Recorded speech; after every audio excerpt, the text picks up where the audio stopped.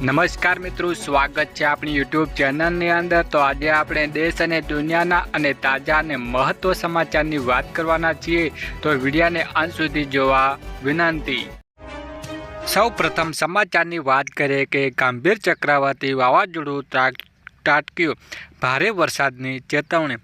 ચક્રવાતી તોફાન ફરી એકવાર દેશમાં ત્રાટક્યું છે।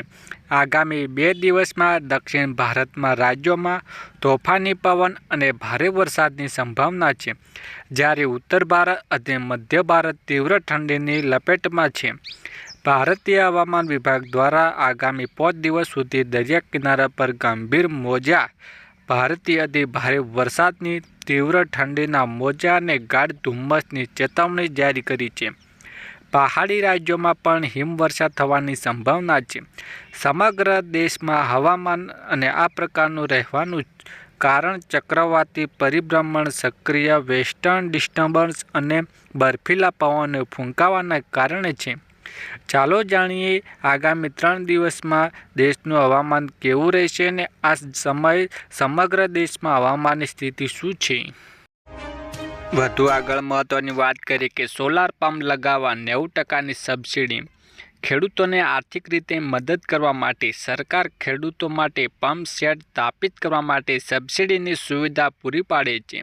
પીએમ કુસુમ યોજના હેઠળ રાજ્ય સરકાર દ્વારા પંપ સેટ પર સબસિડી આપવામાં આવે છે। તમને જણાવી દઈએ કે આ યોજના હેઠળ રાજ્યમાં 1400 ખેડૂતોના ખેતરમાં જ સોલાર પંપ સેટ લગાવવામાં આવશે, જેથી તે પોતાના પાકને સરળતાથી સિંચાઈ કરી શકશે અને આ માટે તેને વીજળી પર નિર્ભર ન રહેવું પડે એ વિચારવા જેવી વાત છે। તેઓ કયા ખેડૂતો હશે? રાજ્ય સરકાર દ્વારા ખેડૂતોને સોલાર એનર્જી પંપ સેટ લગાવવા માટે લગભગ 60% સબસિડી આપવામાં આવે છે, પરંતુ ખેડૂતોને આ સુવિધા ફર્સ્ટ કમ ફર્સ્ટ સર્વિસના કારણે મળશે। સરકારની આ સુવિધાનો લાભ રાજ્યના નાના અને આર્થિક રીતે નબળા ખેડૂતોને આપવામાં આવી રહ્યો છે, તેમજ જે ખેડૂતો પીએમ કુસુમ યોજના માટે અરજી કરીને તેમને આ યોજનાના લાભ મળી શકે છે। વધુ આગળ મહત્વની વાત કરીએ કે ખેડૂતોને 25,000ની સહાય। ગુજરાત રાજ્યમાં ખેડૂતોને પૂર, દુકાળ અને અતિવૃષ્ટિની કુદરતી આપત્તિમાં રાહત આપવામાં ઓગસ્ટ 2020ના રોજ ગુજરાત દ્વારા મુખ્યમંત્રી કિસાન સહાય યોજના શરૂ કરવામાં આવી હતી। ગુજરાત કિસાન સહાય યોજના અંતર્ગતમાં રાજ્ય સરકાર દ્વારા ખેડૂતોને મહત્તમ 4 હેક્ટર માટે કૃષિ પેદાશોને નુકસાનમાં 33%થી 60% નુકસાનને વળતર આપશે। કુદરતી આફતોને કારણે થતા નુકસાનના કિસ્સામાં ખેડૂતોને 20,000નું વળતર આપવામાં આવશે। 60% કરતાં વધારે નુકસાન થયું હોય તો વધુમાં વધુ 4 હેક્ટર માટે 25,000નું વળતર આપવામાં આવશે। વધુ આગળ મહત્વની વાત કરીએ કે રેશન કાર્ડ ઈ-કેવાયસી માટે સરકારની સ્પષ્ટતા। રેશન કાર્ડનું ઈ-કેવાયસી કરવા મુદ્દે ગુજરાત સરકાર પુરવઠા મંત્રી કુંવરજી બાવળિયાએ જાહેર કરી છે। નાગરિકો ખોટી અફવાને દૂર રહેવું જોઈએ। ઈ-કેવાયસી કરવાની બાકી હોય તો રેશન કાર્ડ ધારકોને તેનું અનાજ આપવામાં આવશે। વધુ કહ્યું કે પરંતુ રાશન કાર્ડ ધારકો વહેલી તકે ઈ-કેવાયસીની પ્રક્રિયા પૂર્ણ કરાવી દેવી જોઈએ। આ પ્રક્રિયા પૂર્ણ કરીને ઘણી જરૂરી એવી છે કે લોકો બાકી રહી ગયા હોય તે કરાવી લે જલ્દી। વધુ આગળ મહત્વની વાત કરીએ કે ખેડૂતો માટે ખુશીના સમાચાર। 1 મહિના પહેલા રાજકોટ ડિસ્ટ્રક્ટ બેંકના ચેરમેન જયેશ રાદડિયાએ રાજકોટમાં પ્રેસ કોન્ફરન્સ કરીને જગતના તાત ખેડૂતો માટે ખેડૂતોને વગર વ્યાજે લોન આપવાની જાહેર કરી હતી।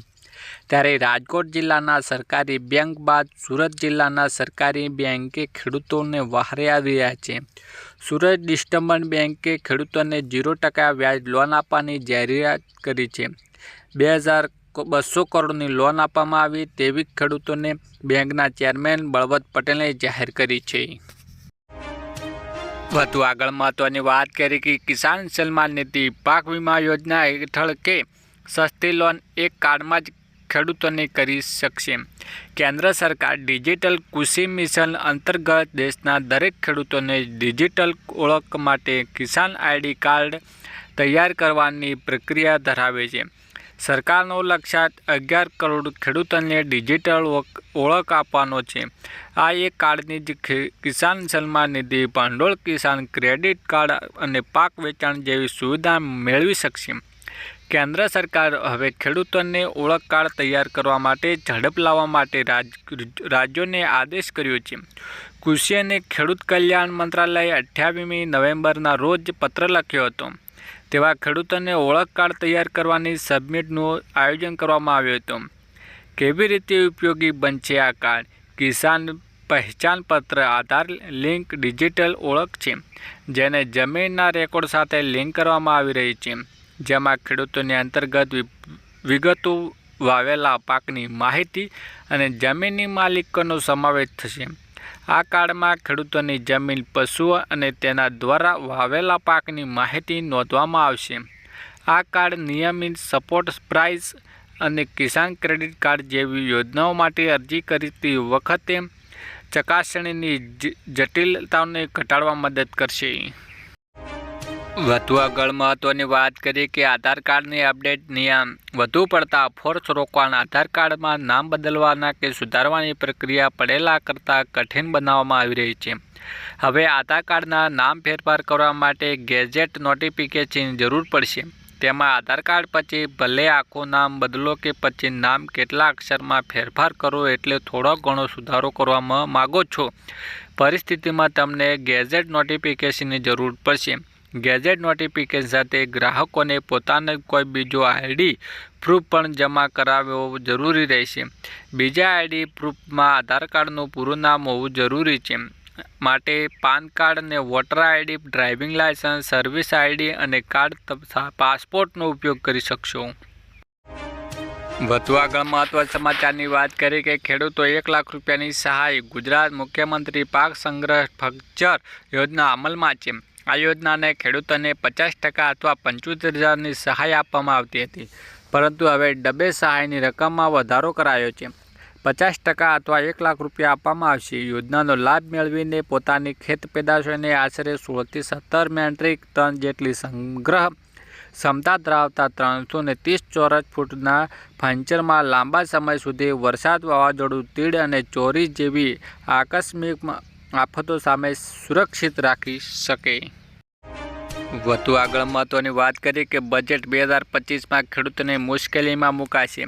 બજેટ 2025 પ્રધાનમંત્રી કિસાન સન્માન નિધિ PM કિસાન યોજના હેઠળ પ્રાપ્ત વાર્ષિક 6,000 રૂપિયા વધીને 8,000 રૂપિયા થઈ શકે છે. દેશના ખેડૂતોને લાંબા સમયથી માંગ કરી છે કે PM કિસાન સન્માન નિધિની યોજના હેઠળ મળનારી રકમમાં વધારો કરવામાં આવે છે. દેશભરમાં ખેડૂતોને 1 ફેબ્રુઆરી 2025ના રોજ રજૂ થવાથી કેન્દ્ર બજેટમાં વધારો અપેક્ષા રાખી રહ્યા છે. વિકસિત ભારત, વિકસિત ગુજરાત. વર્ષ 2025માં 1 ફેબ્રુઆરીના રોજ થનારા બજેટ મોદી સરકારના ત્રીજા કાર્યકાળમાં પ્રથમ પૂર્ણ બજેટમાં કારણ કે આ વખતે ખેડૂતોને નાણામંત્રી નિર્મલા સીતારામન પાસે ઘણી અપેક્ષા છે.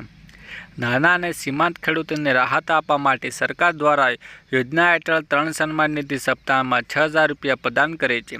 શું ફેરફાર હોઈ શકે છે? નાણામંત્રી નિર્મલા સીતારામને આ વર્ષે રજૂ કરવામાં આવ્યું હતું કે સરકાર PM કિસાન યોજના વધુમાં વધુ સુધી લઈ જવાની પડકારોનો સામનો કરી રહ્યા છે. જોકે સમય તેમણે રકમ વધારવા અંગે કોઈ ખાતરી આપી ન હતી, પરંતુ આ વખતે સરકાર ખેડૂતો માટે કેટલીક જાહેરાતો કરી છે. આશા એ છે કે હાલના સરકાર વાર્ષિક 6,000 રૂપિયા વધારીને 8,000 રૂપિયાનું વિચાર કરી રહી છે. વધુ આગળ વાત કરીએ ગુજરાત સરકાર દીકરીઓને જન્મ પર આપી રહી છે 1,10,000 રૂપિયાની સહાય. કેન્દ્ર સરકારને ગુજરાત સરકાર દ્વારા દીકરીઓ અને મહિલાઓ માટે અનેક યોજનાઓ બહાર પાડવામાં આવી રહી છે, જેમ કે બેટી બચાવો, બેટી પઢાઓ, સુકન્યા સમૃદ્ધિ યોજના, વિધવા સહાય યોજના, ગંગા સ્વરૂપ આર્થિક પુનઃલગ્ન યોજના, વહાલી દીકરી યોજના વગેરે બહાર પાડેલી છે. ત્યારે તેમના એક વહાલી દીકરી યોજના અંતર્ગત માહિતી આપવામાં આવી રહી છે.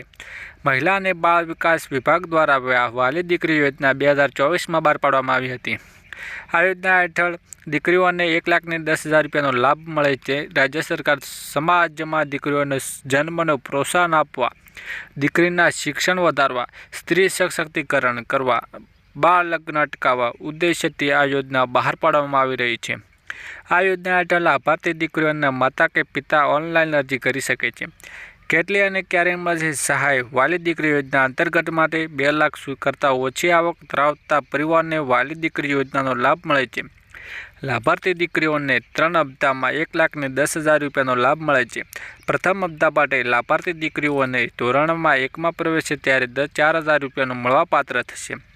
બીજો હપ્તો પેટે લાભાર્થી દીકરી ધોરણ 9માં પ્રવેશે ત્યારે 6,000 રૂપિયા મળવાપાત્ર થશે. છેલ્લા હપ્તામાં પેટે દીકરી 18 વર્ષની ઉંમરમાં થાય તે ઉચ્ચ શિક્ષણ લગ્ન સહાય તરીકે કુલ 1 લાખ સહાય આપવામાં થશે, પરંતુ દીકરીના બાળ લગ્ન થયેલા ન હોવા જોઈએ. વધુ આગળ મહત્વની વાત કરીએ કે સોના ભાવમાં મોટો ઉછાળો. મંગળવારે દિલ્હીના સોનાના ભાવમાં મોટો ઉછાળો નોંધાયો હતો.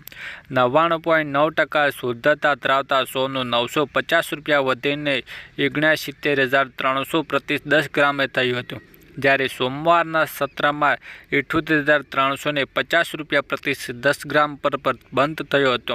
મંગળવારે 99.5% શુદ્ધતાનું સોનું 950 રૂપિયા વધીને 78,900 રૂપિયા પ્રતિ 10 ગ્રામ પહોંચી ગયું છે. લગ્નની સિઝનમાં જ્વેલરીના માંગમાં વધારો કારણે સોનાના ભાવમાં વધારો જોવા મળી રહ્યો છે.